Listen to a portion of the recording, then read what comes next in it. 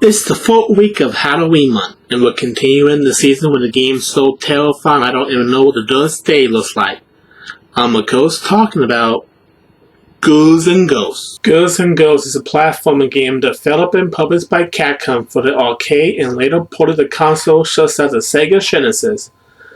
It is the direct sequel to Ghosts and Goblins. It stars Sir Arthur the Knight as he must march his way to the deadly castle of Lucifer and defeat him to save the souls of his loved ones. Is this game as hard as they say? It's time to find out.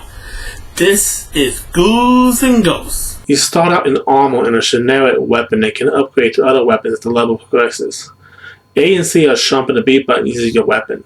Get hit once and oops, now I'm naked. Get hit again and you immediately buzz into a skeleton. Is this guy secretly a vampire? What happened to all his other organs? The game is hard, and I mean hard. I even played this game on practice mode and it was still quite the uphill battle for me. You slash at enemies, try to avoid others, and when in doubt just make a 1 for it.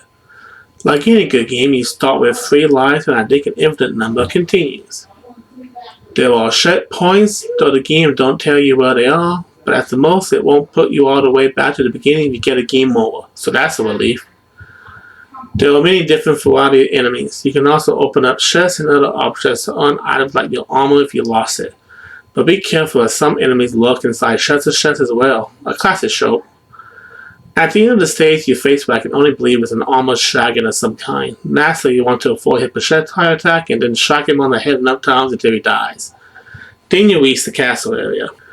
From there you have armored shells bouncing around, monsters underneath shells, and a sand trap where you have to walk on the platforms above and watch out for spots where the platform give away. Then you have to climb back up the sand slide and go across the platforms again. Only the problem is I can never get past them. I always end up falling to my death. I can't even get past the 2nd level. And for the sake of full disclosure, I never played the original game, so I can't tell you if the sequel was better or not. If it wasn't for the fact I read a wiki page, I would have no idea what the story was. As all good games that started off in this era of gaming, there's no info or show of a story. You just cut right to the action and start walking towards the right side of the screen, slashing enemies and avoiding obstacles that are trying to kill you. The simplicity of the 16-bit era knows no bounds. The graphics are pretty decent for its time, of course I always say this. Everything is well defined and it's kind of funny watching a guy run around in his underwear only armed with his sword. Did he really not put any clothes on underneath his armor?